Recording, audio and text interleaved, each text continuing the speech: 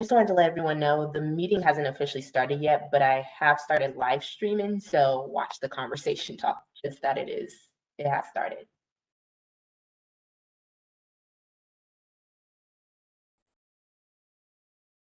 Good evening, Chief. Good evening. How is everybody? Hey, Steve. How are you? I'm doing well. How about yourself? Good. Thanks for joining us.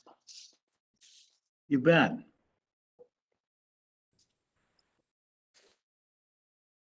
Oh, and there's Jasmine. So, Commissioner Guadarrama.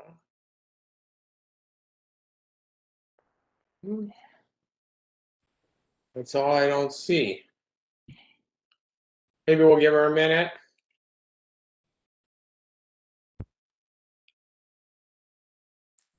Should I start reading this notice, Heidi? Yeah, that's fine. Okay. All right.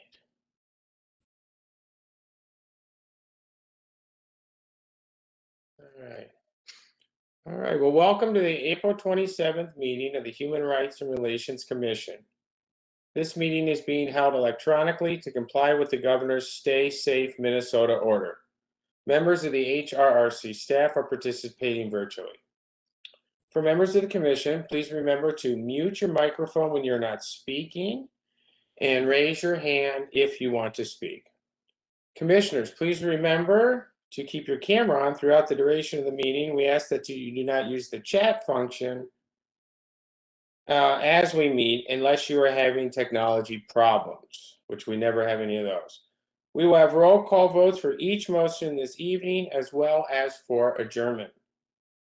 I will ask Reese to call roll after each motion. I will repeat that motion for the record before we vote, and will also repeat who made the motion and seconded. We have a full agenda tonight, so please remember those watching, listening in, and your fellow commissioners as we try to stay on topic. Before we begin, there are a few things I'd like to cover for those listening in or watching online.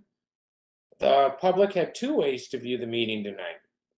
They can watch the live stream on the city's YouTube channel or listen via phone using the WebEx call-in number.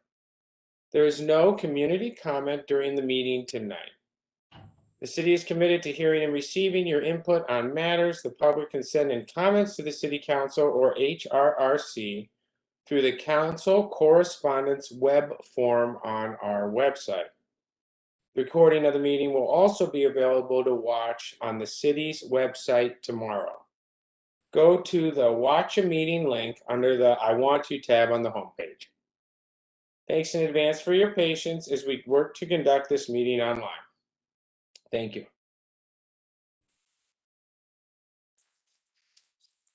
All right.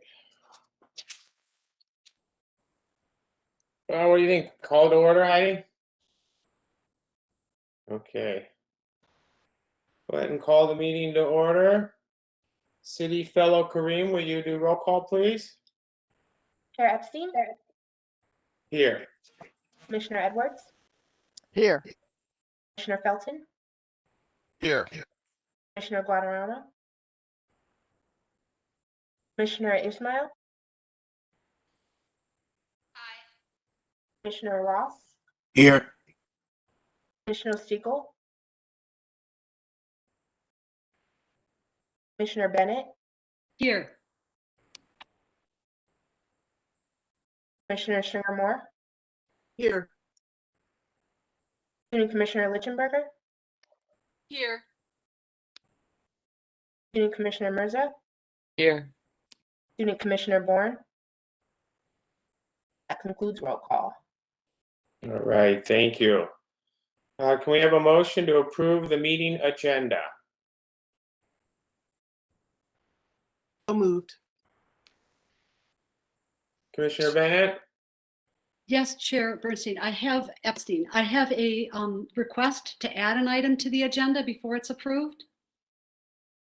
Okay. And that is that a discussion and possibly motion and approval of a recommendation from the commission to the city council requesting a letter of support to the legislature for the police reform measures that the legislature is contemplating. And I have some background on that, but I can wait until the discussion. Okay. It's approved.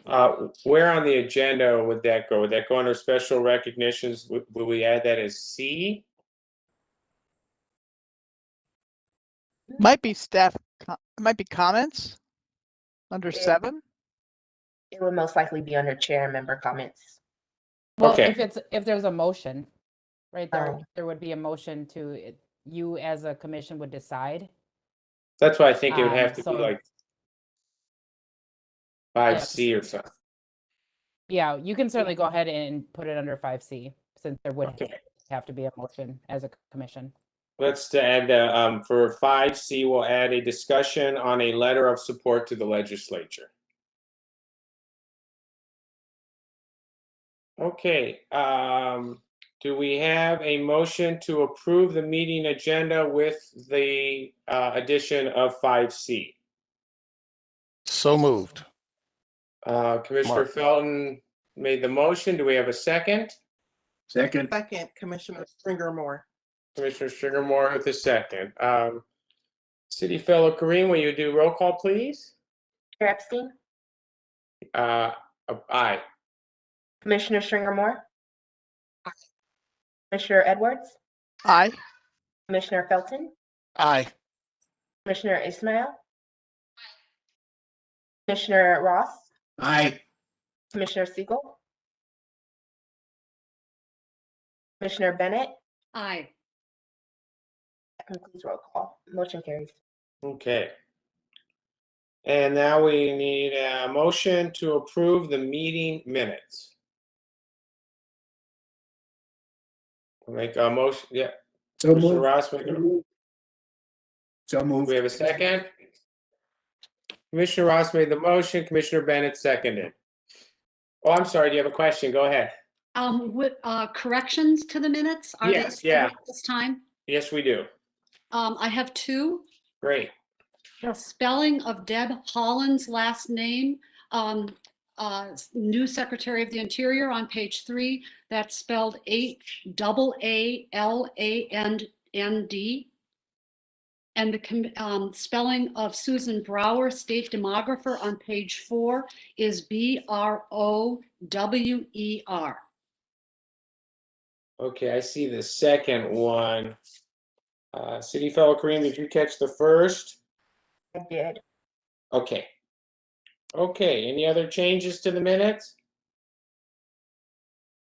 Okay, do we have a second to the, well, do we need a motion to approve the minutes with the changes? Commissioner Ross makes the motion. Do we have a second? Commissioner Bennett seconds. Roll call, please. Chair Epstein, Aye. Commissioner Stringer Moore, Aye. Commissioner Edwards, Aye. Commissioner Felton, Aye. Commissioner Ismail, Commissioner Ross, Aye. Commissioner Siegel, Commissioner Bennett. Aye. Concludes roll call. Motion carries. Thank you. Okay, next item on the agenda is the special recognitions and presentations for number 5. We had scheduled a board and commission member review, but I believe MJ had a last minute conflict. Will that be tabled to the next month's meeting, Heidi? That's correct. She Okay. will be presenting May. Okay, so we will, she was just gonna go over a number of things with the commissions in general and then specifically with ours. For you that don't know, MJ works with the city. What is her title now, Heidi? It is Community Engagement Coordinator. Okay, so she's our community engagement coordinator, and she'll do her presentation next month. So we will now move to special recognitions and presentations, letter B, bias offense update. And we have Chief Nelson here with us, Police Chief Nelson. And Heidi, do we want to do something first or? Okay. Oh, Chief Nelson, you have the floor. All right. Thank you for Well, being good. here again. You bet. Good evening, and thank you for having me. So I think this is our first quarterly check-in meeting, and I think it was a really good idea to be able to start doing this a little more frequently. Absolutely. So, and my understanding is the purpose of each quarterly check-in would be to kind of go through any incidents that we've had this quarter. So in the first quarter of 2021, we haven't had any reports of bias incidents that came in. So that we always like to hear. So since I don't have a big update, I just kind of wanted to go through kind of our internal process on what's covered in our policy on how we handle the response to potential bias incidents. And one thing I've noticed over the past years is it seems like we used to have a little bit, it would slow down in the communications and notifications and all that, where a lot of times when I would be made aware of something, I wouldn't be able to share any information until the investigation was complete. And then people on the HRC are kind of hearing rumblings of something that happened, and they're inquiring as to what happened, and the city staff doesn't know because I haven't been able to talk to them because it's an active investigation. So I just kind of wanted to run through some changes that we made on police departments to improve upon that. So currently, for several months now, I suppose I should say, but whenever we get a call that is a potential bias offense of any sort, the responding officer, when they get there and recognize, it's either graffiti or some type of claim that involves bias, they're going to notify their supervisor. So the supervisor will be aware of it. The officer is going to obviously take a report, investigate what they can, and write up a thorough report. And that report gets reviewed by the investigative division, and any bias offense will be assigned to an investigator, even if there's absolutely no leads to follow up on. There will be some type of investigation conducted. When the supervisor is made aware of it, when the officer is called out there, the supervisor is going to notify me via email that officers responded to this incident. They're going to leave me the case number. So when I get in the morning, I can review it right away. So that case is then assigned to an investigator. And so it's an active investigation, which means I can't really talk much detail about it. But what I've changed on that is when I have that offense report, I can have the date, time, a general synopsis of what happened. And I'm going to report that morning. I'll send it over to the city manager and to Heidi. And so they're aware that we have an incident we've taken a report on, and it was on this date at this time at this location, and just a brief synopsis with the understanding that I can't talk too much about it right now. So, but what that allows Heidi to do is to let the HRRC chair know that we had an incident and we're looking into it. So when you start hearing things in the community and you haven't heard anything yet, then that's where we kind of fall down in our communication. So I wanted to get that out right away, so you guys can be aware of that. And then when the investigation is completed and it is deemed either as a bias incident or a bias crime, I will be able to share more information with the city manager and Heidi as far as what the outcome of the investigation was. And then that information can then be passed on you quicker. So if you have people call on you, at least you may be aware that, yes, we know that the police have been notified and they're investigating it. So I think that helps us with our communications. And I ask for any feedback on that process. Does that sound reasonable to you? Or? Chief Nelson, could you highlight during that process what was the previous process, so we can kind of contrast with what the big change was there? I think I know it, but I don't want to say for sure. Yeah. So before, the way the plan kind of read is, if we had an incident that was reported and then we conduct our investigation, if whatever the outcome of the investigation is, that is when I would make that notification to the city manager and to Heidi. And so it was after the incident was closed out when I can talk in more detail on it. But I thought it would be better to at least get you a little bit of information right up front. So if you're hearing from community members about something that happened in Edina, that you would realize that, yes, we are aware of it and we're looking into it. So, because sometimes the investigation, it can take 2 or 3 weeks, depending Right. on how many leads we're to follow up on. So when you're getting inquiries and you're inquiring to Heidi or the city management, and they're calling me, well, we had something, but I can't talk about an active investigation. It just makes it more difficult. And this way, I think we got a better communication line to get you something right away. Yeah, that's good that Heidi and the manager and the city manager would be notified. Mm-hmm. Do the other commissioners have questions about that process?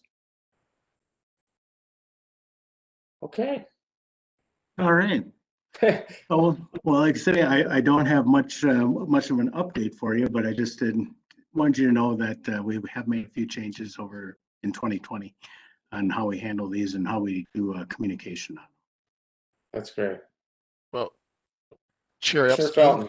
Okay. Yes, please. Yeah. Well, thank you for coming today, Chief Nelson. I wanted to just to bring up a couple of points. If you can hear me, can you hear me okay? I can hear you. Okay. Yeah. The policy manual.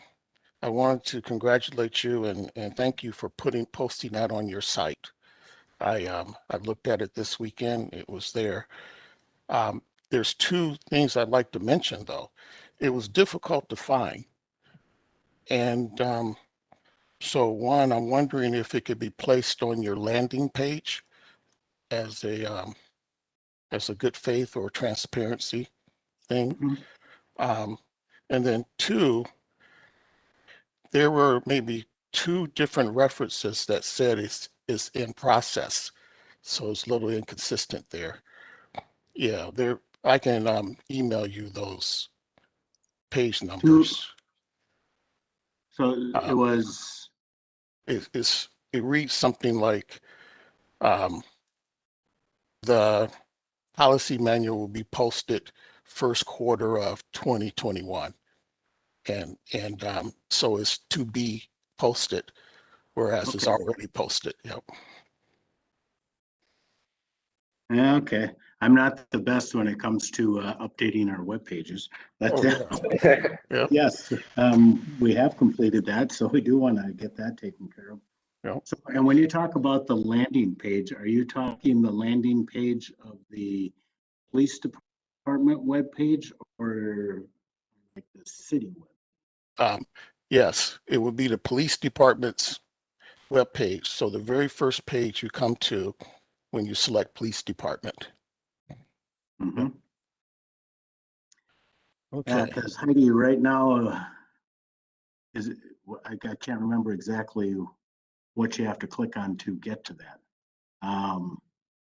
Is it under something called just policies or? Yes.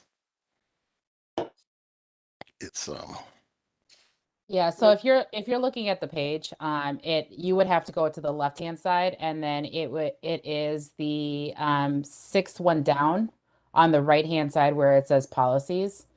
Actually on the main page. So once a person goes to the police department, then it would have a picture of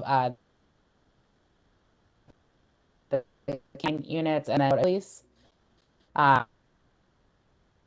Just to get to the police policy. Is that what you're talking about, Commissioner? yes, and I don't know if most people will look at it and think that this policy or the manual will fall under policy versus just a one click that reads. Policy man. Right. Or whatever it was called. Yeah. That's good Okay. feedback. Okay. And Commissioner Epstein, I have one other item for the chief. Yes, sir. Okay. Chief, you ready? I'm ready. Okay, sir. Okay. All right. Now, Chief Nelson, this one it may be a little controversial. I was looking at the stats of stops that are made, and I'm wondering if for all stops, we can report the race of the person that was stopped. And that's from a transparency standpoint, because I think that's the main issue that most people are having, is their bias towards people of color.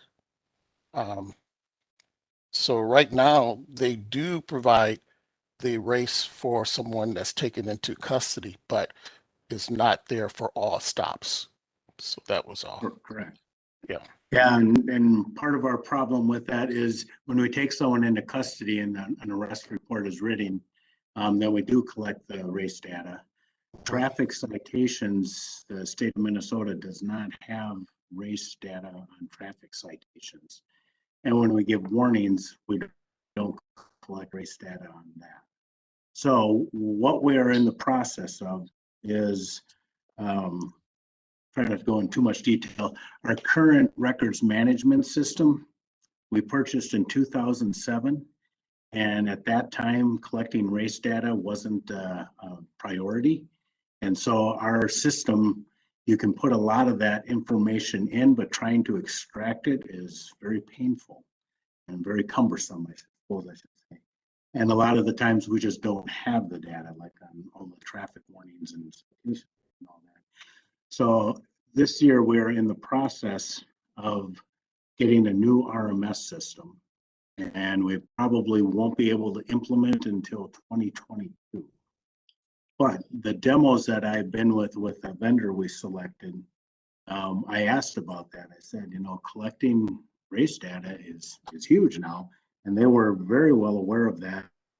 And in the sample data that they were putting on their demo on, they showed me numerous reports that I could run by collecting different types of race data for different types of things, including traffic stops, warnings, arrests. And then as long as with that new system, then we will be able to extract it out. But right now, in our current system, I don't have a good way where we could just start collecting that data and put it into our current system and be able to extract. Okay. So it's something that's in the process, but it's going to take some time. I understand. But That's we're getting there. Yeah, there's no problem on my part, but we're trying to get there. So thank you very much. That's it for me, Commissioner Epstein. Great points. Thank you. I have a question to that. Yeah. Chief Nelson, with the capturing of that demographic information, and I don't know, maybe it's different, but I know most times when I fill out a form, it's optional if I want to report demographic information. How will that work in the new system, or is it we capture it and that would be the new policy, or is there an option to opt in or opt out? The way I'm envisioning it, when we do get a new system, that will be something where officers will be able to put that information in, and we make it a requirement that they do put the information in. You know, other things that I've heard, you know, people say we should collect the race demographic data on every police contact. And that, I don't think we would ever be able to accomplish that, because if, for me, a contact is I'm walking out in front of the PD and someone walks by me and we strike up a conversation and I have a contact with them. If it's not something that I'm going to document, I would not capture that data. Other people have asked about we should be collecting the demographics of every person in a vehicle. But when we stop a vehicle, all occupants of the vehicle, we should be recording their demographic data into our system. And legally, I can't require someone to identify themselves if they're a passenger in a vehicle. I can't say I need your identification so I can collect your race data. I can't do that.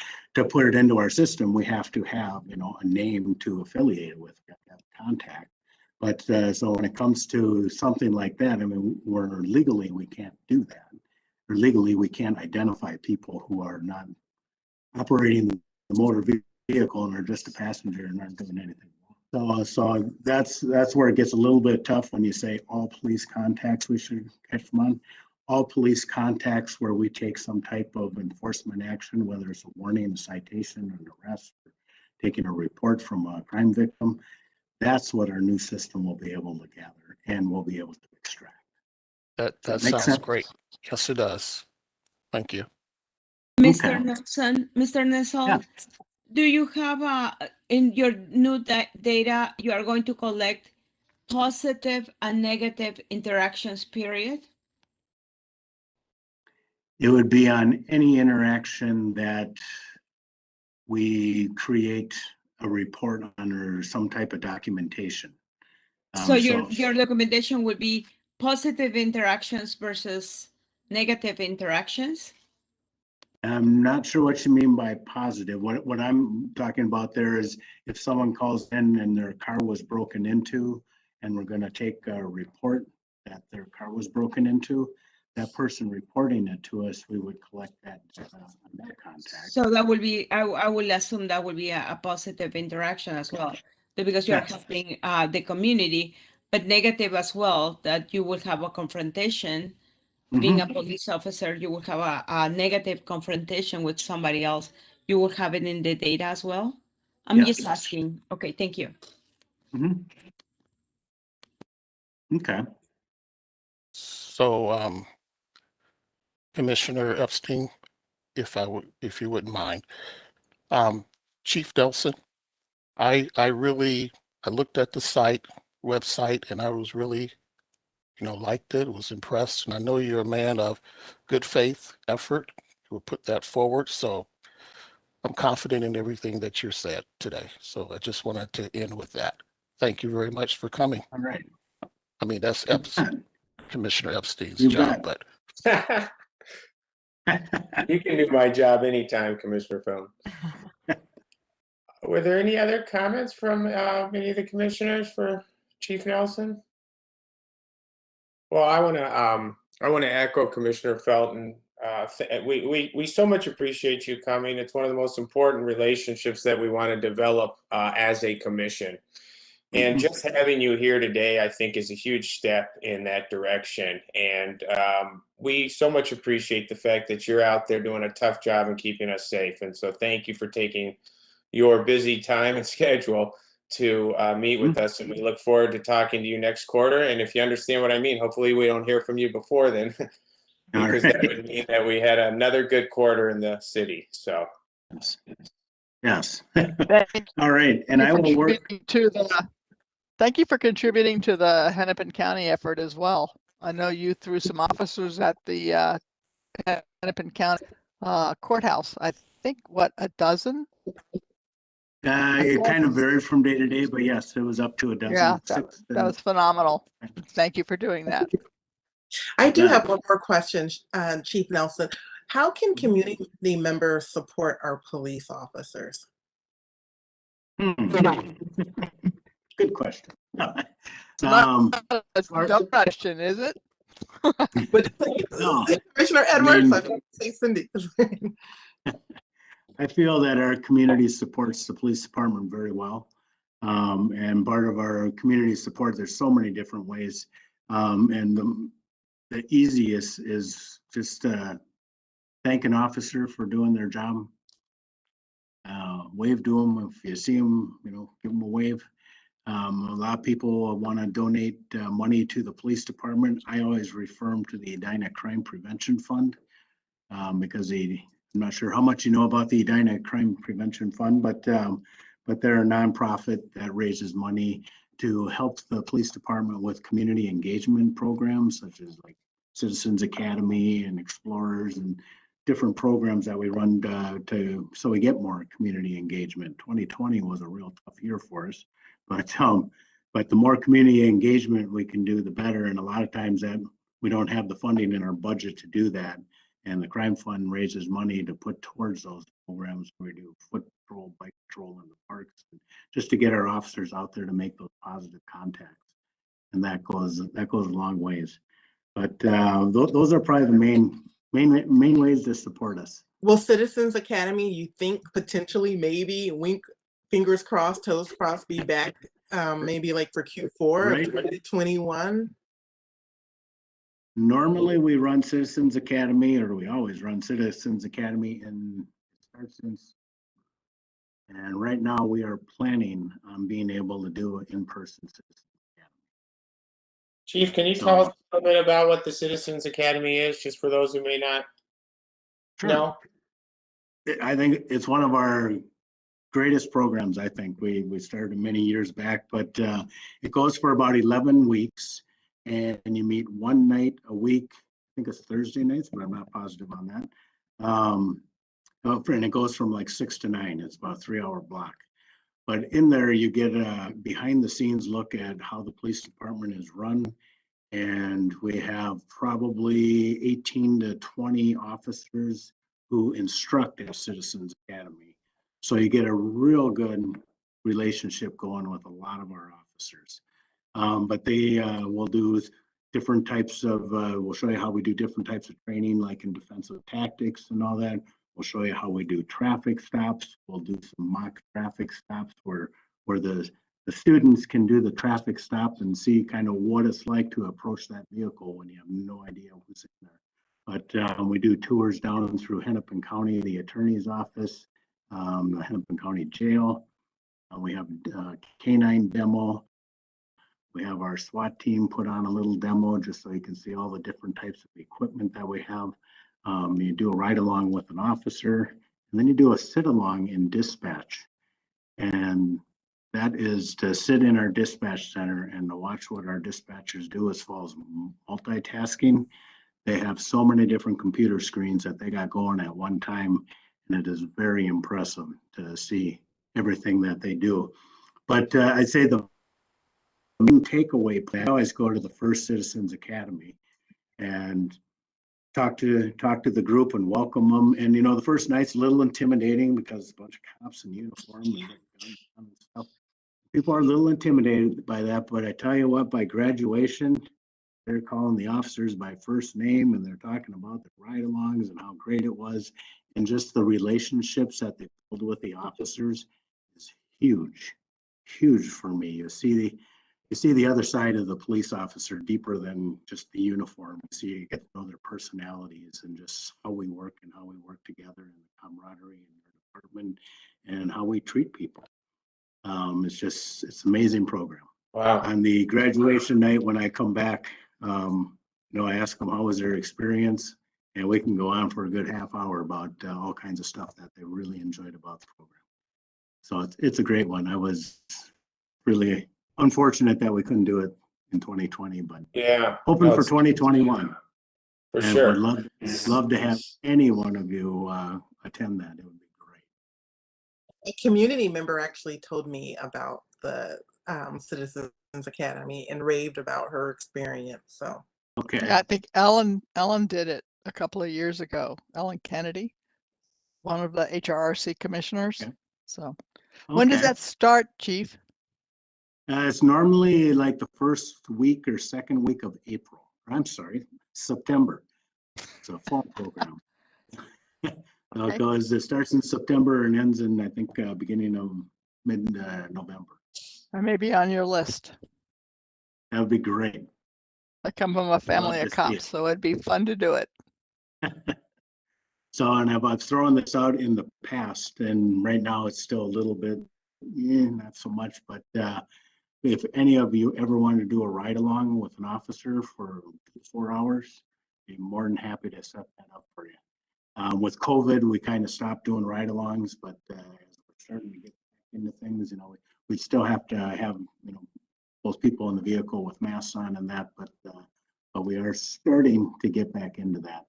That's another real good eye opener for Has people. most of the force been vaccinated? Did you guys get vaccinated?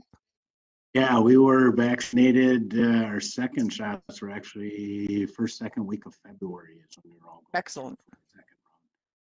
So yeah. That's great. I can hear your passion coming across with that program, so we'll do our bit to help promote it. That sounds just great. That would be wonderful. All right. I'm glad we did this. Thank you again.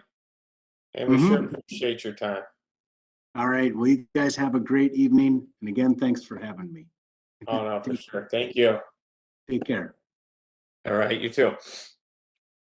Okay, so we will keep heading down the agenda. We're going to go to the item that we added. So under 5C, and Commissioner Bennett, you want to speak a little bit about what you have in mind here? Yes, thank you. Thank you, Chair Epstein. Most, as we may know, the legislature is speeding toward its scheduled conclusion on May 17th. And those of us who are following some specific issues notice that there is a difference in results in the two chambers, and a lot of issues that I think are important to many in the community are going to be resolved within the conference committees and in very large bills called omnibus bills. So it's still timely to weigh in on some of those issues. And I was speaking with our state senator, Melissa Franzen, last evening. She's informed me that there are organizations such as the Minnesota Business Partnership and other cities and other human rights commissions that are weighing in on the issue of police reform, which is going to be one of those issues that goes to the conference committee because of different results, again, in the different chambers of the legislature. And so it's her recommendation that there is value to communities weighing in.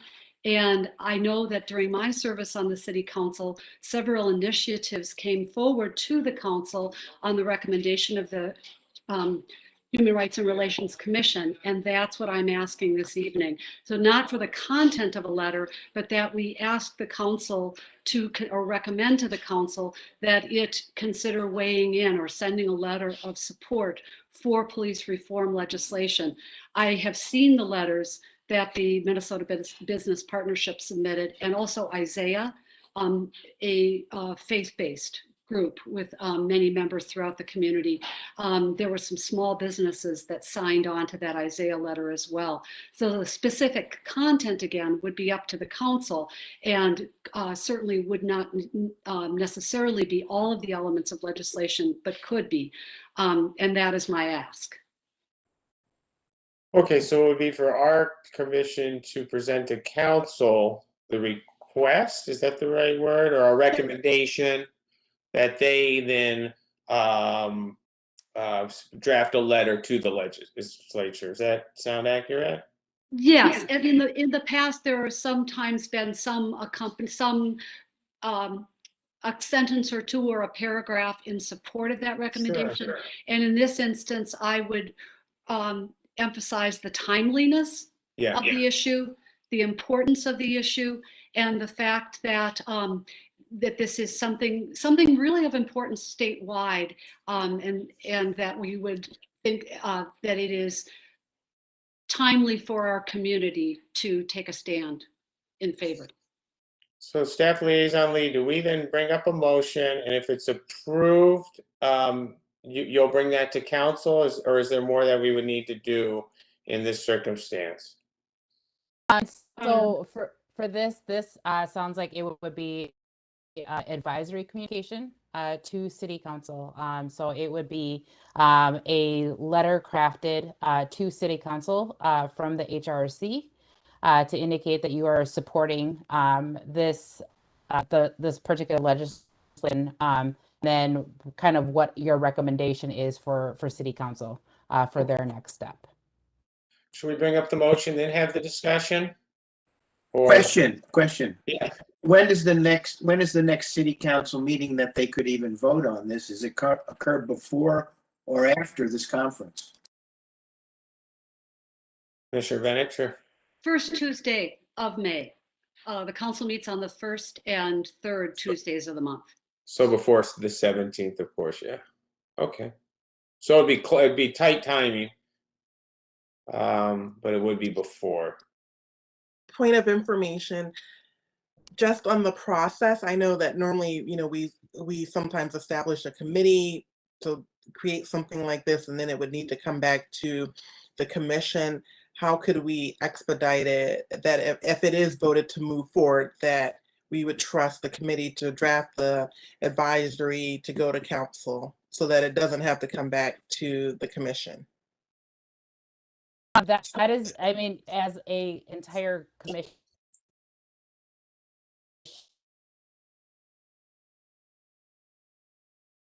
you would have to communicate. You are wanting to have that motion.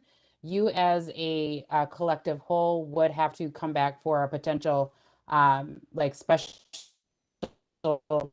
for you that this is something that you as a whole commission are supportive of and that you want this move forward to council.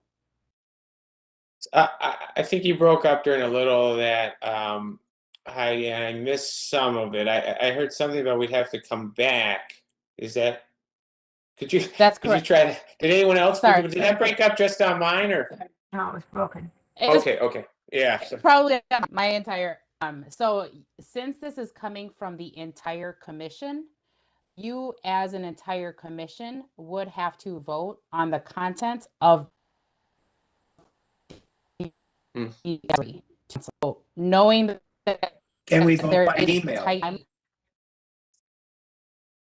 no, you would have Yeah. you Could would we be able to Can we vote by email? You broke up again, Heidi. I wonder if you want to just turn off your camera and maybe. Yeah. There you go. Is it better? Yeah. Can you hear me? Okay. Yeah. I would have to double check. However, I don't know if you would be able to vote via email as a whole. Because we would have to take that roll call. There would have to go through that motion of who provides first motion, who provides the second motion, and then do that roll call. So I would have to double check, Commissioner Ross, because I'm not really sure, especially given that it is COVID time and this is something that is pressing for the commission of what that process is. So I don't have the answer for you if it can be done via email. Alternatively, can the commission vote to delegate that to one commissioner to draft and just leave it at that? Let that commissioner send it on behalf of the total commission to the council? Or can we draft it? I'm sorry. Go ahead. No, go ahead, Chair Epstein. I was going to say, or alternatively, on what you're saying, Commissioner Ross, can we just draft 2 or 3 sentences right now? That's all we really would want to go to council to say that we recommend this and keep it simple. Or is that not? Another alternative that in other words, the motion is just that we recommend. What you can certainly go ahead and do. I know that Commissioner Bennett has brought this up for the entire HRC to approve. One other thing that you are able to do as individuals, you are also able to send emails to the city council indicating that you are in support of this. That is because of the urgency, the tight time constraints. So that is one option. However, I would need to get further clarification on what is this process, really, if it can be handed off to one person for them to go ahead and draft it, and then saying that these are the words and this is the approval of all of the commission. So in my experience, when I have seen an advisory communication from the HRC, it is all of HRC voting as a majority before it is sent to council for their review. Yeah, and usually that's like a 1 or 2 pager. Yes. But I'm wondering if in this circumstance, Commissioner Siegel, did you have just unmute? Am I unmuted or muted? Now you're good to go. Oh, sorry, I might have had it wrong the whole time. Hope I wasn't annoying people. We didn't hear a thing. Point of clarification to Commissioner Bennett and potential solution. So I heard Commissioner Bennett say, and this would be clarified in the motion, that she's asking that this commission advise the city council of our desire that they engage in support of police reform legislation moving to omnibus committee, and that we ask them to support some or all of those provisions. In essence, we're asking them to engage. as opposed to advising that we want them to support A, B, or C provision. And which I think is something maybe we could do right now. So it's a point of clarification for Commissioner Bennett. Yeah, I mean, that's kind of going with what I was on track of saying, that would be the motion. I mean, basically what you just said, I think, unless Commissioner Bennett feels differently, was perfect. And if we could make that into a motion, and then it would go to council now, right? Or is that accurate? Go ahead, Commissioner Bennett. Thank you. Thank you.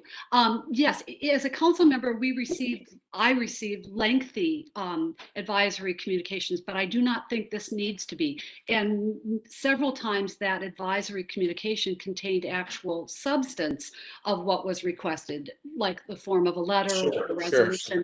In some instances, the council reworked it. In some instances, extensive rework. And that's not what I think we need to do here. Right. I agree that just a couple of sentences asking, recommending to the council, again, with the timeliness and the importance of the issue and the concern in this community, that it engage on this issue and convey what it supports to our state legislators. Yeah, I'd rather have 2 sentences and 3 sentences than nothing, if that's a possibility. So I think we can make that motion. Is that? Before we make the motion, perhaps Commissioner Bennett, maybe you said you have an example. Maybe if you read the example, then the motion could be to adapt the example verbiage that you have to send to the council, or no? That would be great to get the details. Mm-hmm. I can run to my other computer where the letters reside and print them off and run back with them if that's they are long letters, 2-page letters, are quite specific, and I'm in this instance less recommending the content of the letter and more recommending, again, that the council look at what is proposed and that it choose to send a statement of support in for what it decides to support, not necessarily all the elements. But if it would be helpful to the commission, I am happy to go get something that I can. I think it would. I mean, for me, I am always a processor, but I don't want to speak for the entire commission. And I know that we want to move through the agenda. I don't know if we would then table this and come back to it, but I would lean to Chair Epstein. I'm in support of what Commissioner Siegel said and also what Commissioner Epstein. We try to keep it simple, maybe 2 or 3 sentences, and we're done with it. And because this is a timely issue, and I, by the way, I think this really adds value. It really is important to me because I was looking at the city of Bloomington's website, and I saw that their chief of police was in support. He actually wrote, "I support the Chauvin trial outcome," and it sounds like what Commissioner Bennett is suggesting is actually has more teeth and adds more value. And so I'm in support of it.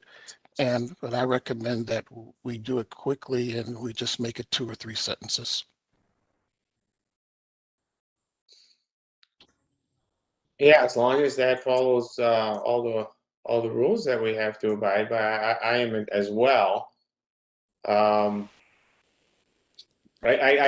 understand what you're saying, Commissioner Stringer, more believe me, but I just think we want to get this to council and it's Tuesday.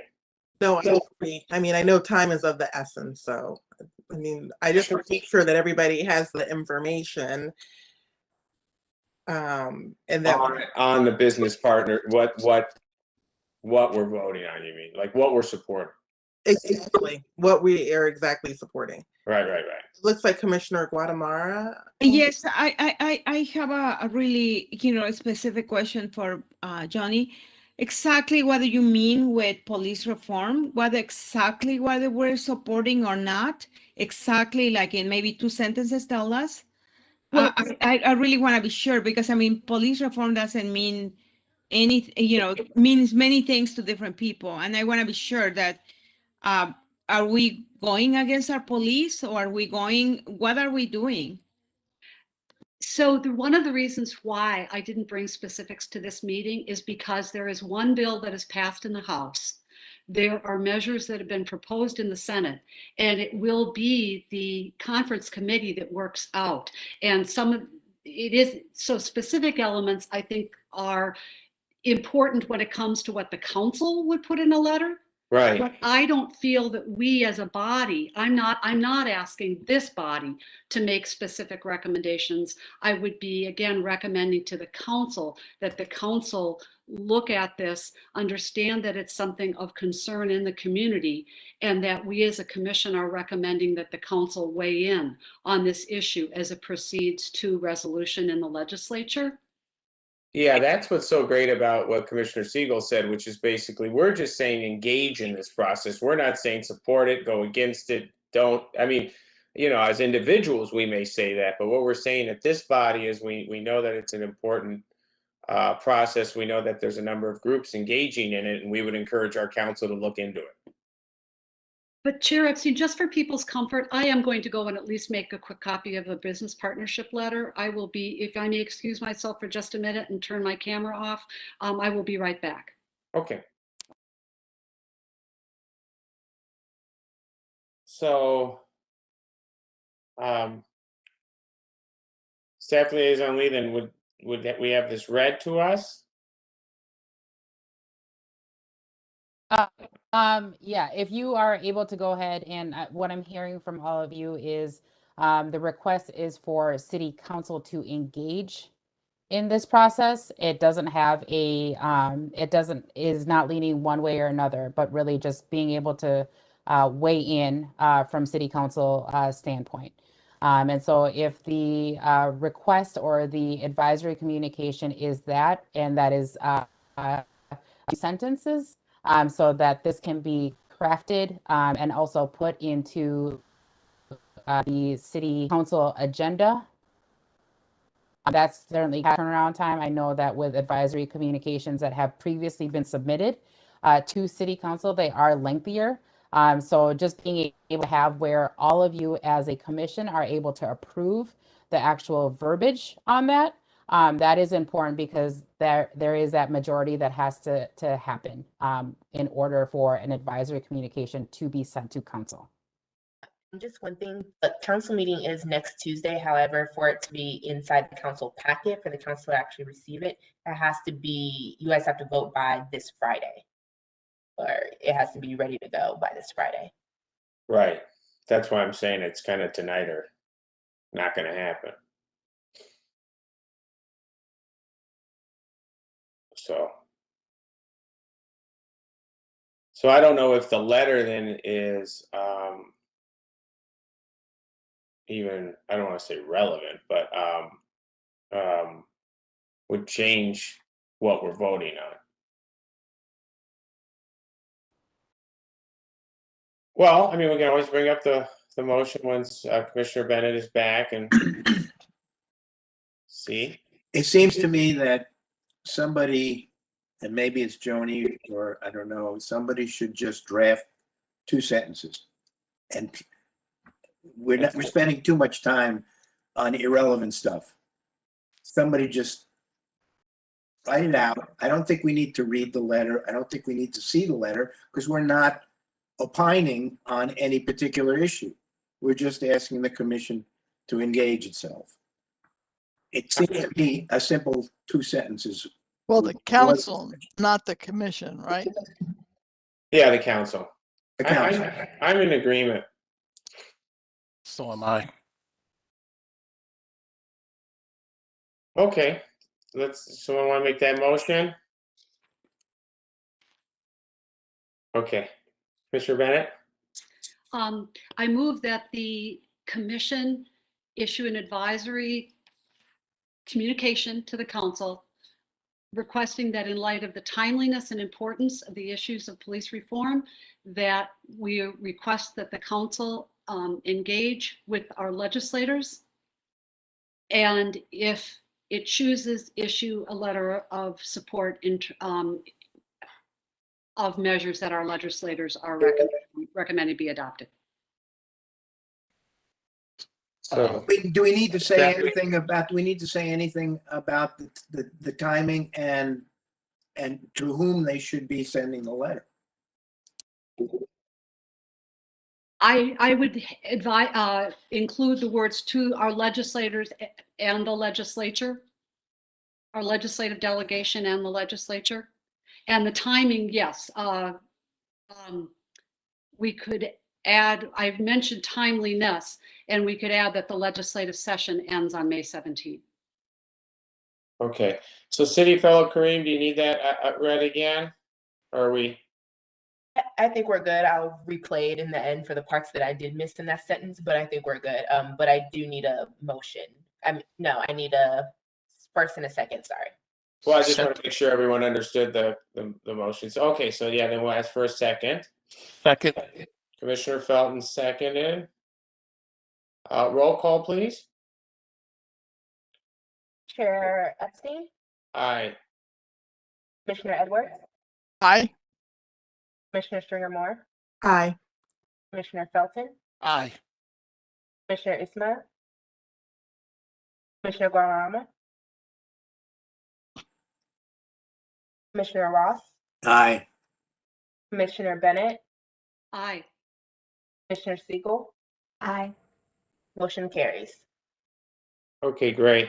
I want to apologize for anyone if that felt, a little chaotic. We, we do our best to get you information ahead of the meetings, and we do our best to get you written documents. But I want to thank Commissioner Bennett for bringing this up, because when there's timely issues that are coming up and we want to support them as a commission, and we want to get things in front of the city council, I think this is the way to do it. So that was great. And it's not always the way the most ideal way that we want things done, but I think that in the end, something important is going in front of council. So thank you for bringing that to us. Okay. The next item we have is the 2020 work plan, but I don't remember, were there still items on there? Heidi? Yep. Okay. The only, the one that you will be going over will be the bias offense. So I know that it was brought up to the commission in February. It was brought to the city council, and the council wanted to have some conditions changed. And so this is being brought to your commission for you to go over the changes. And then will send for as well. Okay, so even though this is on our 2021 work plan, it's more of a 2020 finalization of the draft. Is that That's correct. sound right? Yes. That's correct. Okay. Is there someone then who can highlight the specific changes to the response plan that the council made? I have it in front of me, but. Well, the primary change, I can help a little bit. Yes, thank you, Commissioner Ross. The primary change is with definitions, Okay, and the title of the actual policy itself is changed to a bias event rather than a bias incident. A bias event becomes the umbrella for bias crimes, bias offenses. And that's basically the primary change. and does everyone see that in the document that was attached to our packet there?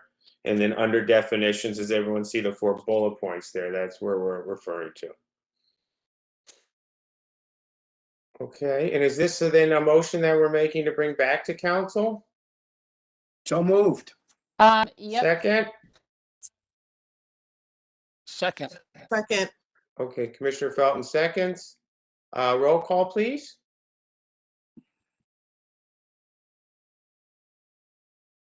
Epstein, Aye. Commissioner Edwards, Commissioner Edwards, Aye. my screen froze. Can you hear me? Commissioner Stringer Moore, Well, it's kind of, some people are going in and out, but we got you. I thought I was off mute. Commissioner Stringer Moore, is wrong. Wow. Oh, We can hear you, fellow. Commissioner Commissioner hello, Stringer Moore, Jasmine. Aye. Commissioner Felton, Aye. Commissioner Ismail, Commissioner Ross, Aye.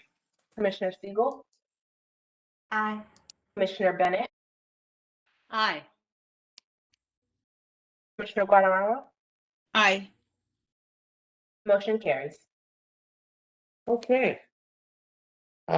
So now we will go to 6B, the 2021 Human Rights and Relations Commission Work Plan. Let's go ahead and start with Initiative 1. Commissioner Stringer Moore, do you want to speak about Initiative 1? Yes, so I need to send a doodle to connect with the committee on the event. We're hoping that we can have something in May. And staff member Lee, we were wondering if there was a possibility to have a hybrid event, maybe some in person, some virtual, because I think with the speaker, it'd be nice for him to be in person. Or even if we couldn't have a hybrid event, if we could offer him an opportunity to be on site somewhere and then stream it via WebEx or YouTube or Facebook. I think that is a very good possibility to have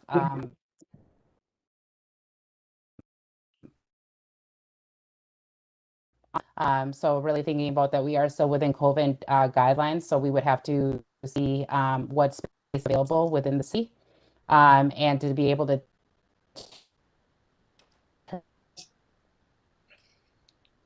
Hearing you, sorry, Staff Member Lee, do you mind going off camera? Because we can't hear kind you. of that streaming.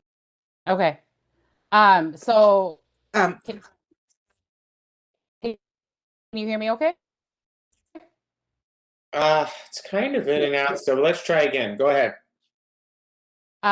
So can you hear me now? Yeah. Okay. So hybrid model is certainly possible. We would have to work within the COVID guideline as far as what the Minnesota governor has. So we would try to find a location that has to be able to. Okay. We would need to have the date and time. I will get the date and time from him. And also, even if it's hybrid, if we could offer him a space where we could manage the technology aspect for him, I think would be appreciated. Okay. We would have to look at the time for a staff member and the speaker, and then that wouldn't be. I don't think that would be a hybrid event. That would just be logistically setting the speaker up for optimum success. Yeah, we would have to look at the time that you're looking at, because we have to see if there is staff. So if you're able to provide kind of a framework of the date, generally we do have with communications, especially there is a window to make sure that marketing and all of those things are in place. So I'm not really sure what date. Well, I think Commissioner Stringer Moore is going to put together a doodle and get them to meet, the group to meet. Student Commissioner Mirza, did you have comment? I was just going to say, in regards to just having him in a central area to record, I know that the city of Edina has done a similar thing with the stories. I think it was the stories of the people of Edina, I think was the name of it, but I think they took the volunteers to City Hall and like set them up in front of a black screen and everything to record. So the technology is there for like him to record in a more professional environment, even if it's not a hybrid event. So I don't know how scheduling or timeline works, but that is a possibility. Okay, that's good Thank information. you for that precedence information, Commissioner. Yeah. Okay, so it sounds like Commissioner Stringer Moore, you'll do a doodle, get the group together. Hopefully we can do a hybrid. It's 6 weeks, so we're probably looking June. June now. Yeah, but we really want to get this event done because it was something we missed out last year. And for those of you who don't know a lot about it, the year before we had hundreds of people and we were gaining steam. And so, yeah, we'll do our best to get something on the agenda or on the board. Definitely want to have it on the books for this year. So, but Right. just want to make sure that we're setting the speaker up for optimum success. And I know he had not done any virtual events, and from my communications, I could tell that there was a desire to do it, but maybe a hesitation on the technology aspect. So, Oh, no, I mean, that's understandable. It's hard to speak into do a camera instead of 200 people. I mean, it's just a whole different take on that. So, okay, any other comments on Initiative 1?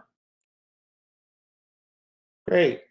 Initiative 2, I know we have a little ways off for that one, but Commissioner Edwards, was there anything there on that yet? Trying to get my assorted screens to work here. I don't think there's updates. Can you Okay. read it out to me? Can you read it? I can't get the Novus agenda to come back up. I'm having all kinds of Oh, slower. we were asking about Tom White.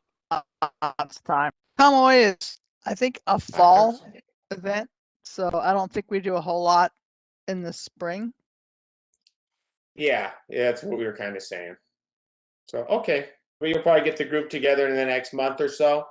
Yes, I think we have to start to figure out how to do the publicity for it, and then ultimately, accumulate the various essays for the nominations. So, but Okay. normally it's fall. So Right. Okay. why can't Commissioner Stringermore? yep. too Comment on many that. I know that screens? staff member Commissioner Lee had mentioned that this year might be a time that we would want to update the poster because we've been using that graphic for a period of time. Staff member Lee, could you provide us with a calendar timeline so that when the committee does meet, they're able to work backwards to make sure they're able to meet the timeline requirements for the city? Is that for the Tom Oy Award? That's correct.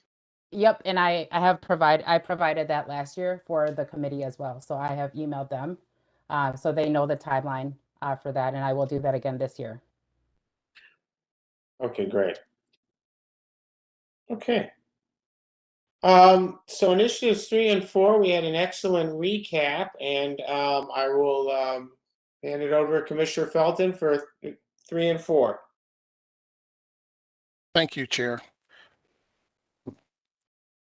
On April 12th, Commissioner Ishmael, Bennett, Siegel, and Student Commissioner Mirza and I met to talk about initiatives 3 and 4. We were given feedback, we were given direction by Chair Epstein. And today, what we're here to present to you is for your review and for your feedback on this entire idea and presentation that we have here for you.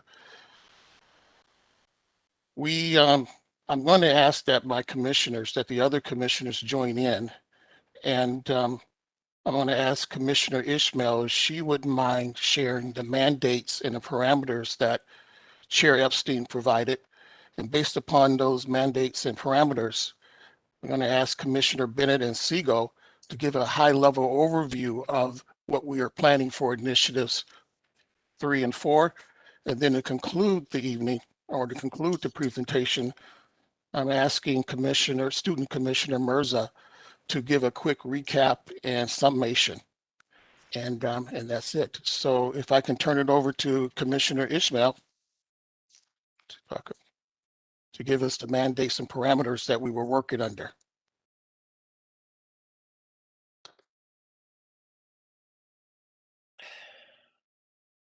Commissioner Ishmael? She may have dropped off, so I'll take care of it. Okay. All right. So we had mandates and parameters that were given to us, as I said, from Chair Epstein. And for Initiative 3, The mandate and parameters were as follows. Plan an event that focuses on race, justice, and policing. Ideally, this meeting will take place in the fall, and it will involve at least one speaker. Okay. And then initiative 4, we are to develop and execute a plan to engage people who live, work, and play in Edina in a conversation with one another. The conversation should directly or indirectly revolve around race, justice, and policing. So with that, are there any questions on what our mandate and parameters were? Okay, given that, I would like to turn it over to Commissioner Bennett, and then she'll turn it over to Commissioner Siegel to talk about the high-level overview or give a high-level overview of these initiatives. Thank you, Commissioner Felton. What we are recommending, we think, is both reality-based and aspirational. Reality-based in that we don't know whether we're going to be meeting in person or still on camera in the fall, and what people's comfort levels will be with meeting in person and meeting on camera. And so what we're proposing can be done either or both ways. And so there's a flexibility built into it that we hope will engage more people in the community. That's where part of the aspiration comes in. And also to involve more community groups, more community partners. We know that conversations have been taking place in the community, sponsored and held by different groups. But I think there is, and I think that we think that interest is ongoing and can be directed and focused on the topic that's our charge, our assignment for this year. A lot of interest in race, justice, and policing. And I'm going to turn it over to Commissioner Siegel.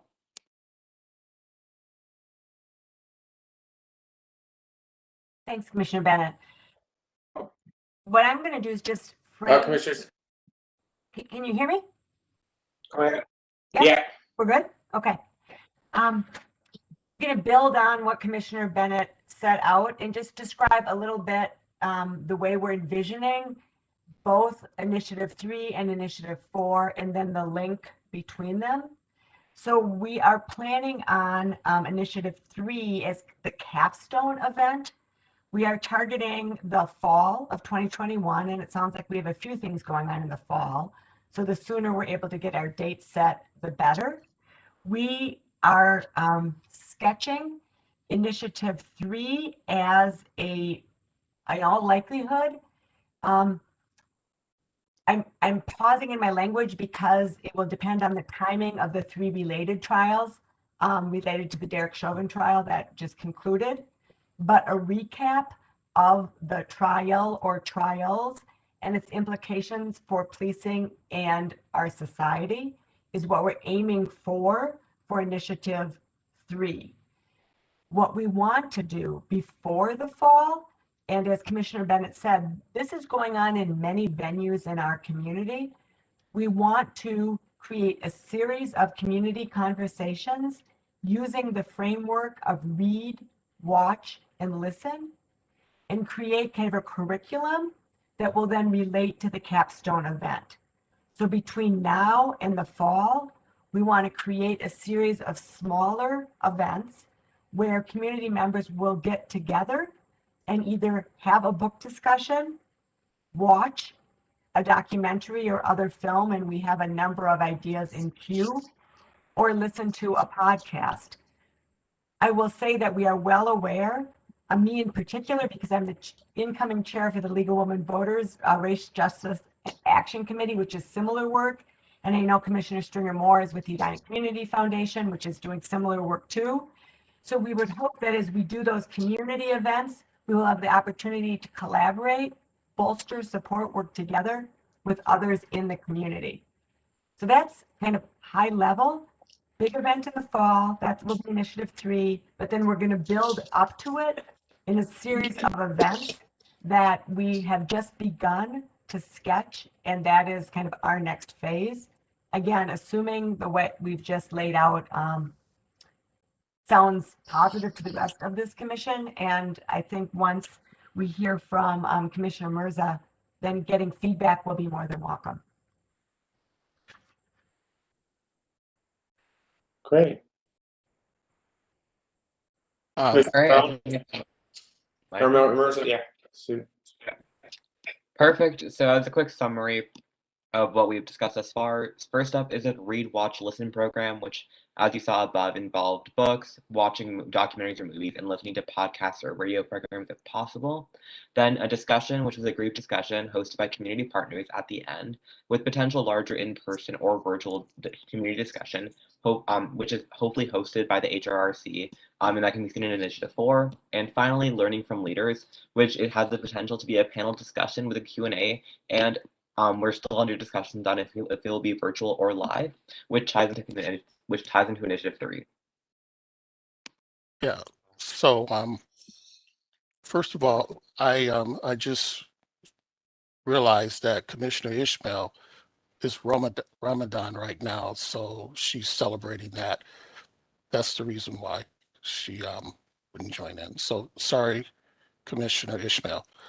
But now you've seen this recap or heard the recap. If you haven't read it already, we provided a copy of it with the packet. So if you want to go back and review it. But as Commissioner Siegel said, right now we would like to get your feedback. Yay or nay, or you want to think about it, or this part is good and this part isn't, or whatever. And then lastly, we would like to end with a budget amount. And then with that, I turn it back over to Commissioner Epstein. Thank you. Any of the commissioners have comments and feedback? I mean, for me, it's simple. Go ahead, Commissioner Stringer-Moore. No, I think it's a robust plan. Thank you to the committee that worked on it. I really like that you are engaging all of the different ways that people learn and connect through reading, listening, and watching.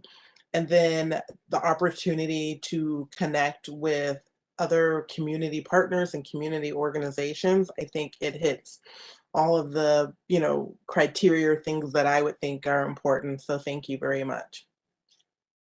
Yes, I would just like to Thank you, echo, Commissioner Stringer-Moore. I'd like to echo what Commissioner Stringer-Moore said. I think that sounds like a great idea. I don't think I could have put it in any better way. This sounds great. Yeah, I wish I could give you more feedback, but it's all there. So my feedback is it's great and thank you. And then as far as addressing the budget question, I need to go to Staff Liaison Lee for that one. I have gotten a chance to take a look at it. Wait, first of all, can you hear me okay? Yeah. Okay. Perfect. So I have looked at the plan. I think one of the things with the budget, as far as the commission is not able to dictate what budget is available. However, if you are looking at the read watch program, as well as the listen, are there anticipated, do you have an ask That's of the or potential videos that you are looking at? And we can certainly work within that timeline, or just kind of those budget asks that you have, because I don't have necessarily a budget of this is what you have to spend, but really looking at how can we work collaboratively so that it does work within what you want to offer in initiatives 3 and 4. okay. So I think what I heard you say, Staff Member Lee, is that we have a blank check, right? I didn't say that. But basically, yes, I was thinking as you were speaking that we probably should go back, hash out our more detail, and then put together a budget and bring it back for the committee to look at, approve, or make changes to it. Is that okay? Commissioner Bennett, did you want to? Yes, one of the values, one of the advantages of partnering in the community, as we're proposing to do, is that should keep the city's cost down. And a lot of what we're talking about is available more widely publicly. People can buy their own copies of books, that kind of thing, or get them from the library. But what there may be expense with is speakers for the keynote event or the capstone event. And so that is definitely something that we can look at and come back to the full committee. Right. But it's also nice to, it's kind of nice to know how big you can dream. But we also, I think, we could probably find people with a range of expertise who would be willing to speak for less remuneration than also people with higher speaking fees. Sure. Okay, great. I also think that as you're talking about this particular plan, I see that there's also intersections of other organizations that are able to help partner. So really thinking about even the library, thinking about what are the number of copies they have for particular books. So does that mean that there's an offering for X amount of books, and then what would the city be able to supplement? Are there organizations? So really thinking about outside of the box, what is kind of your foundational budget, if you will, of the things, and then really how can we supplement all of those budgetary needs, and then where does the city fit in with those budgets as well? So I think there's definitely room to be collaborative in that budget, not necessarily the blank check as Commissioner Felton has said, but really how do we work together with the different organizations that want to have these conversations and want to do race and equity work. Great. Thank you, Staff Member Lee. I just wanted to thank real quick, though, the commissioners that worked with me on this, Ishmael, Bennett, Siegel, Student Commissioner Mirza. We had a nice, robust conversation, and everyone participated fully and presented a lot of great ideas that you see before you on this sheet of paper. So I would like to just thank you, commissioners, for that. And then we'll take this back based upon the feedback that we've gotten, which is it looks okay. So take it back, provide, fill in the details, and then come back to this full board or full commission with the budget and present it again and move from there. Is that okay? Basically, hash out the details and bring it back for, again, approval by this board before we move it any further. And Commissioner Felton, can I also add that you as a subcommittee also think about what would be your potential marketing and communication needs as well. So really thinking about just the timeline that communications provides to me of 6 weeks to make sure that they have all the staff in place to ensure what is their plan for marketing. So is it through social media? Is it through Facebook, Instagram, all of those things, so that can be presented to them and they're able to kind of work within their staffing confines to ensure that there is necessary staff for this, for these two initiatives. Great, thank you very much. With that, Chair Epstein, unless any of the members that are part of Initiatives 3 and 4, do you guys have anything to add? Joni. Yeah.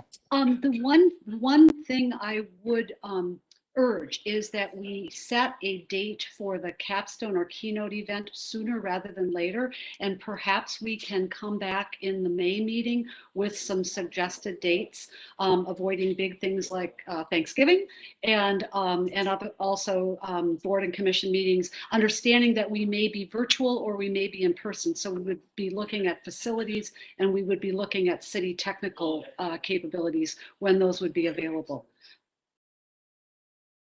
Perfect. Well, thank you again. The document was extremely helpful. It moves the conversation so that when we get together, we have a background for it. And so very well done. Thank you all. Let's move to initiative number 5. Commissioner Ross, is there? Well, I think we already discussed that earlier in the meeting, so I don't think there's anything more to say. We had the presentation by Chief Nelson, and we voted on that paper. So I think we're done. Yeah, the only thing I would add is that the meeting with Chief Nelson was a long time in the making, and it was an idea we had probably a year and a half ago or whatever it was, and then it was discussions and a number of different things, but to see it actually happen, you know, the fruition of it, and to have the chief here, I just thought that was excellent. And I don't know that there's many topics on people's minds more important than our security and policing and what's going on in our local community, but also in our state, and then of course in our country. So I was happy to see that that's taking place now, and I think it'll be a nice addition to our quarterly meetings. Yeah, and if you look at the initiative, he'll be attending July 27th, October 26th, and then in January 22. Right. And if anyone has anything to bring to the chief, you know, those are the opportunities to do so, because he always allows time at the end to answer anything, and he's really good about being open to just about anything. Thank you. And finally, initiative 6. Are there any updates there?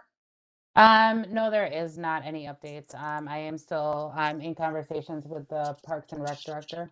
And so just really building out that timeline. I know that Commissioner Stringer Moore also provided a suggestion to reach out to other communities as well, outside of the ones that we had initially planned.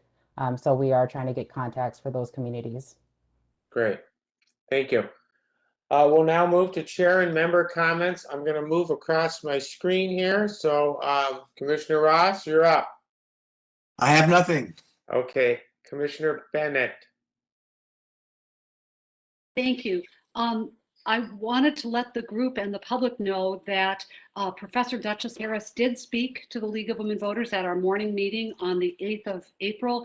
She gave a fascinating presentation and graciously permitted us to record the meeting. So people who wish, it was on how Black women have changed politics and influenced elections.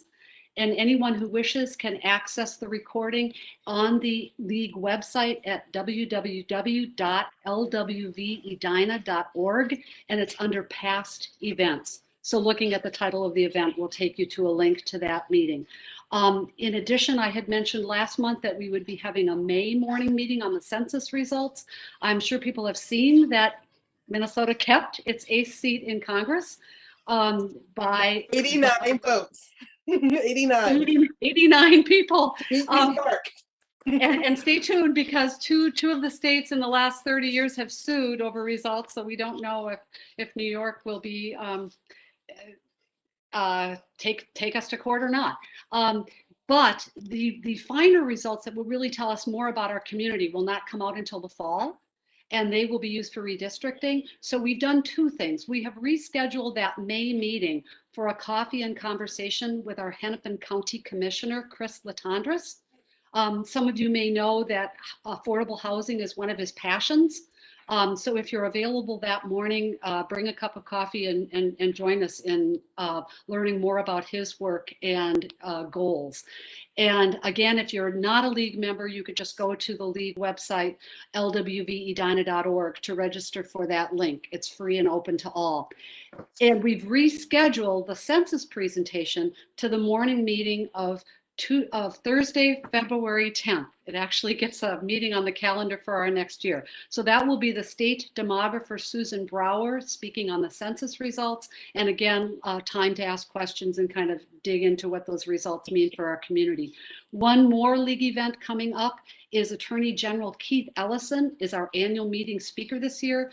We had booked him for last year, and we have been assured that we're high on the list for this year. But stay tuned. We have a plan B way down the list if we need to. That is at 6 p.m. on Thursday, May 20th. All are welcome. And non-members, again, just go to the website for the link. We may ask members to register as well, given what we anticipate interest be in his presentation. And that's all that I have. It's just wonderful to be face to face with everybody. Thank you. Thank you. Are you saying that he's Keith Ellison's busy these days? Yeah, just a bit. Yeah. But we are hoping that Yeah, that would be. I'm sure by a scheduler that because we've been in the queue for over a year. I hope so. I think that's great. Commissioner Felton? Nothing for me. Thank you. Thank you. Commissioner Edwards? One comment. Can you hear me? Yep. I think I'm gonna. Bloomington passed a conversion therapy ban last week, which I hold dear to my heart because it's an amazing thing. I don't know that there are therapists in the city of Edina that practice this, but I would like to reach out to Outfront. If Heidi, is that okay to like reach out and say, are there any therapists that are practicing? Because it's a terrible, terrible, horrible thing. And there are 9 cities in the state of Minnesota that have banned this. And I don't know if you know what conversion therapy means, but they think they can talk us out of being gay. And that it's a horrific thing. And I would like to go on record to say, can I put that in? Can I reach out as a commissioner or should you? How does that work, Heidi? Are you wanting them to speak or are you just I providing wanted them to support? research. There may be no therapists in the city of Edina that practice that, but I mean, the fact that 9 cities have already done it and Edina has not. Pat Arthur told me that at some point it was brought up a few years before I was on the commission, and I don't think it went anywhere, but I would like to bring it back up because it's a horrific practice, and I would like to see if the city council could just, run a little, ban somewhere, but I don't know how that works. But can I reach out to Outfront Minnesota and ask them as a commissioner? I see Commissioner Siegel. I can yield so Commissioner Edwards' question can be answered. I was just going to add to her point. Oh, go ahead. Yeah. Well, what I was going to add, and I talked to Staff Member Lee about this earlier, is that I've had people beginning to bring issues to me as a HRRC member, and former member of the HRRC, Ellen Kennedy, sent me a note asking that the commission consider asking the city of Edina to ban conversion therapy. So she brought this issue to me just as something that this commission could consider. I contacted Staff Member Lee. As a new member of this body, it's not clear to me how we bring things to our agenda, how we work through issues, particularly things that aren't on our work plan. But Commissioner Edwards, I just wanted you to know you're not the only one bringing up the idea of Edina moving forward with a statement against conversion therapy. Commissioner Lee, do you feel that MJ's presentation would does it touch upon that? It talks about just the timeline when new items are brought forward for the upcoming work plan. Okay. So she talks about that timeline, but I know that even evident today that new things come up that necessarily are not on the work plan.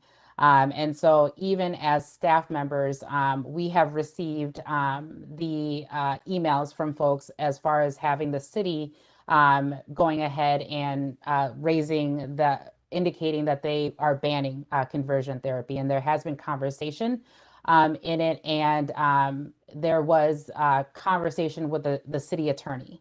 And the city attorney had advised city leadership that since we are a statutory city, which is kind of the governing body of how our charter or our formation of the city is that the city is not able to regulate, does not have the authority to regulate this it's considered a medical practice, and I'm using air quotes, but that is how it's categorized. And so since the city of Edina is a statutory city, the city does not have the authority to regulate this type of practice. And so I know that what I'm hearing are 2 different things.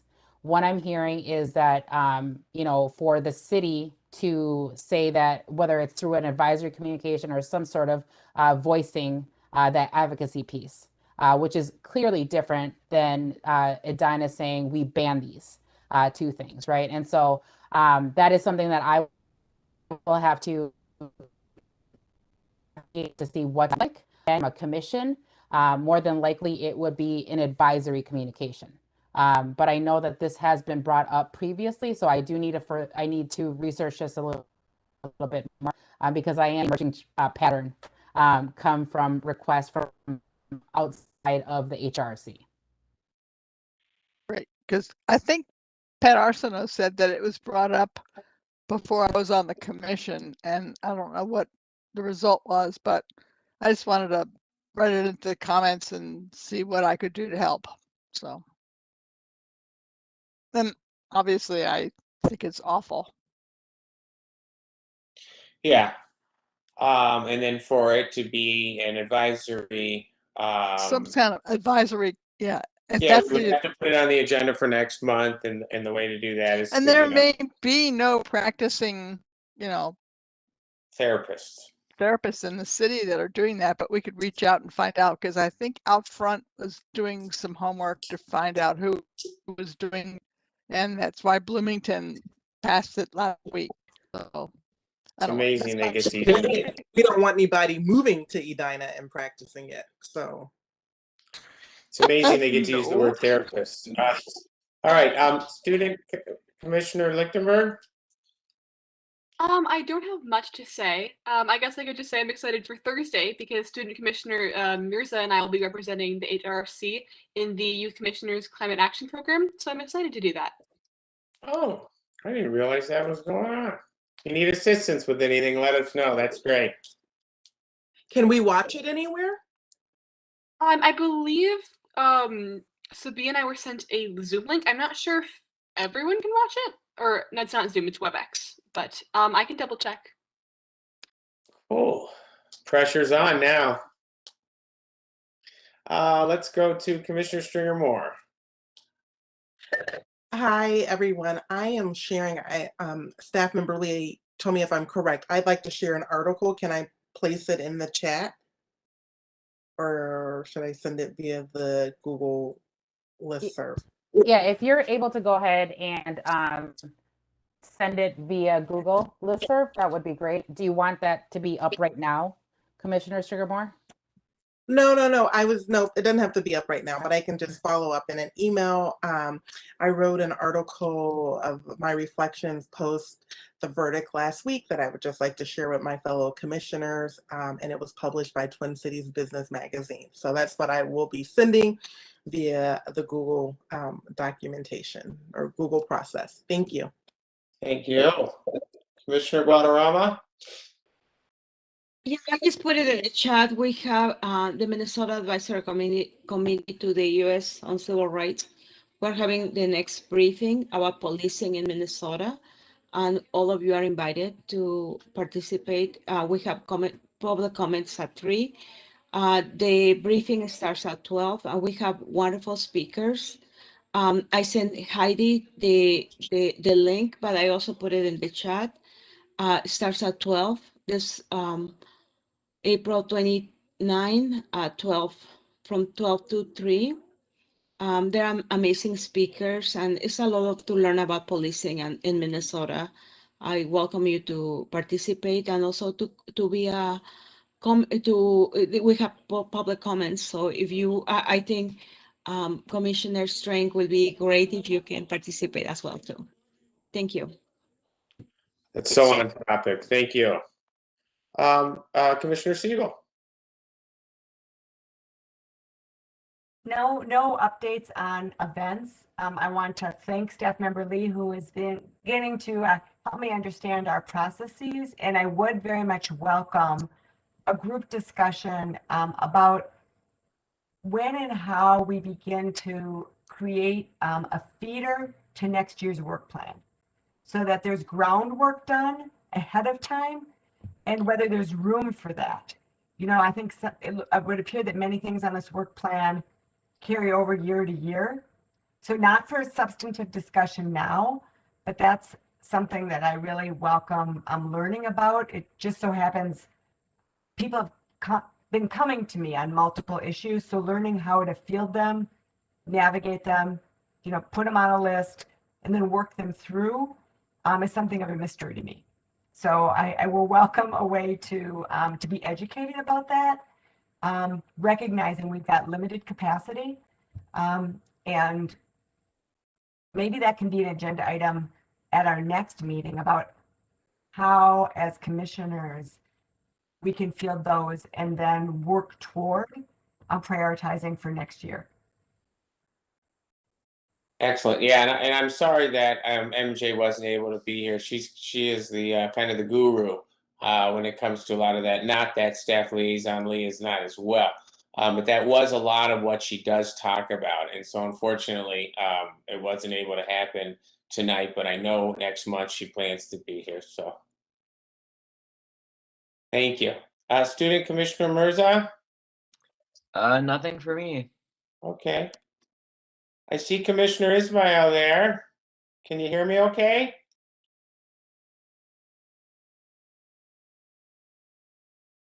I'm not sure for, we're on the end here with the staff or with the member comments.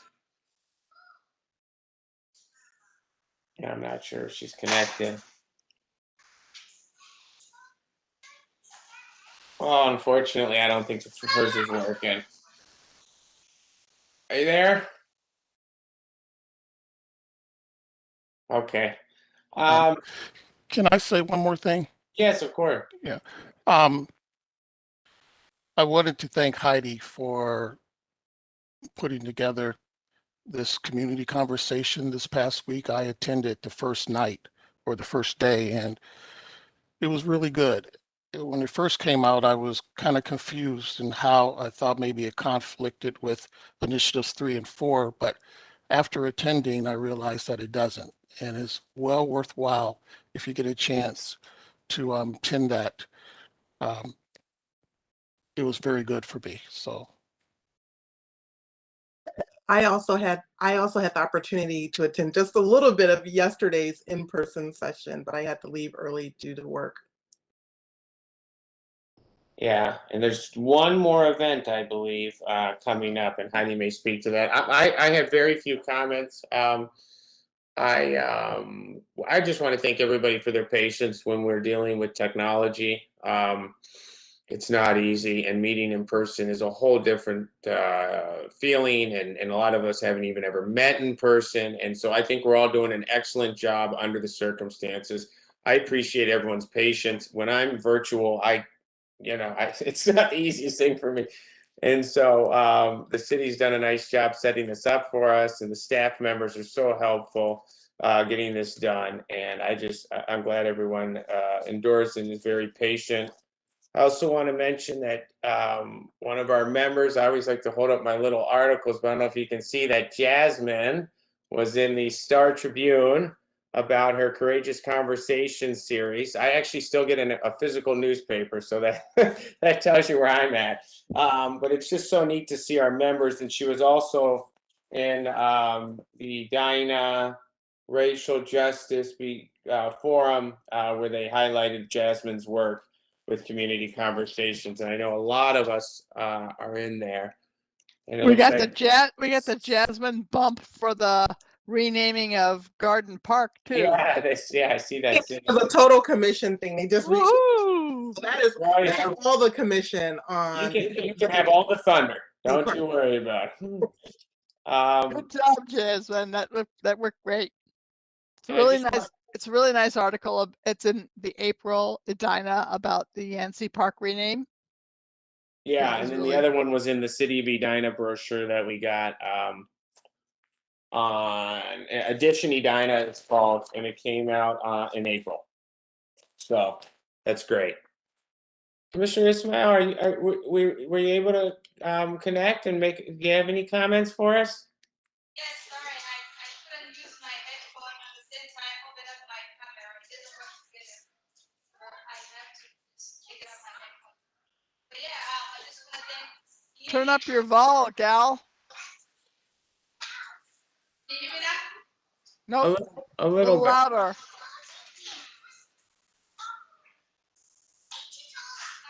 Hello? A lot of background noise.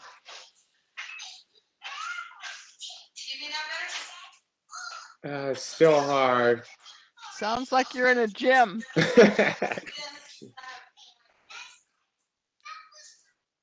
I'm sorry we can't hear you. I hear a little person. Baby girl's coming through. Yeah.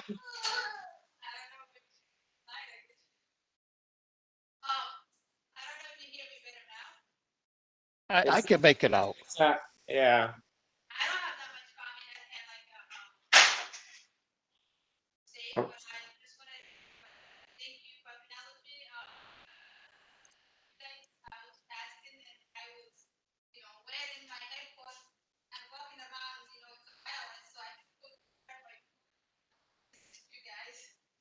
I can't hear her, guys. Can you?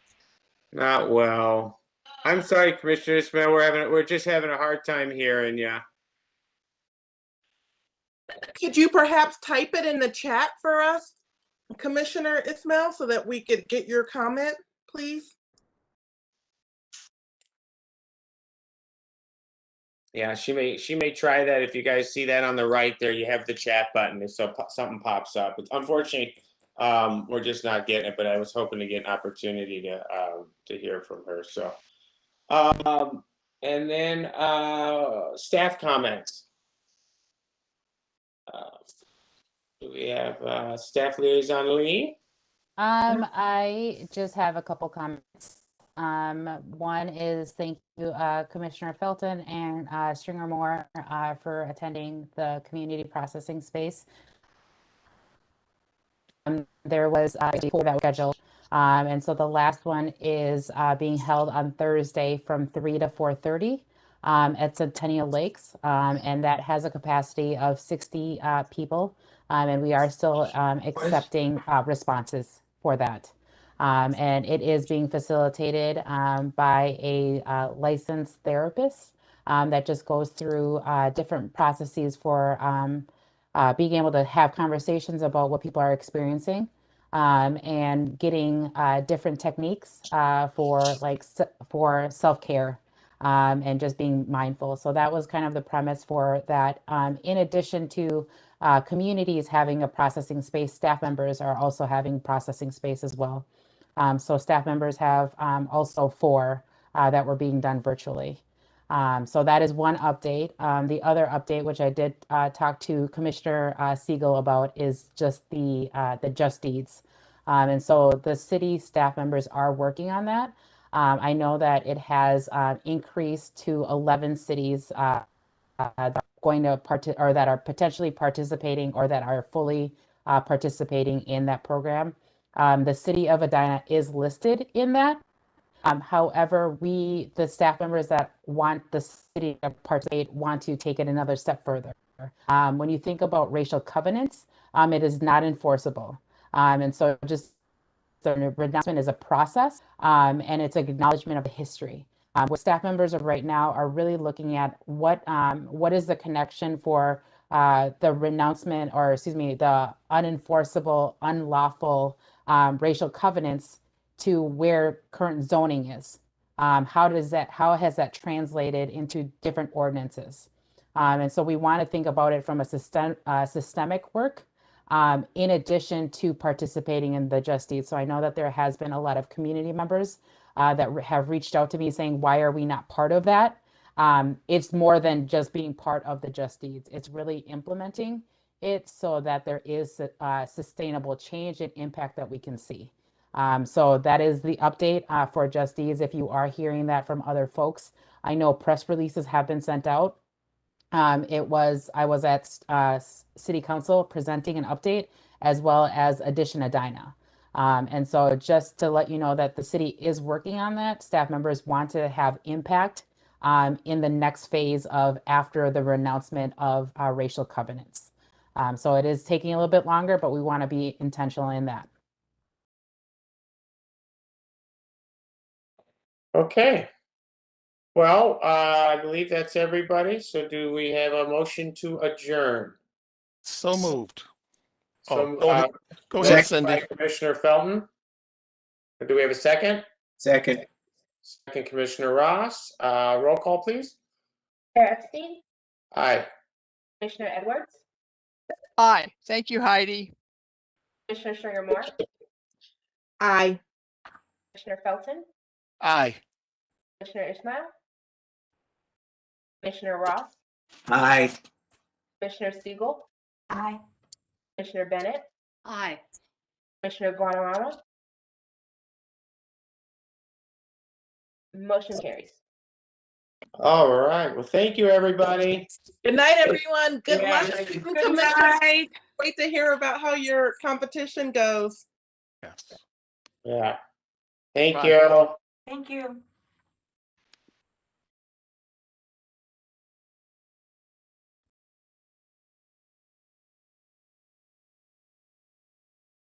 Thank you. Thanks, Reese. So no problem. Sorry, I need to end these streams. All right. Have a good night.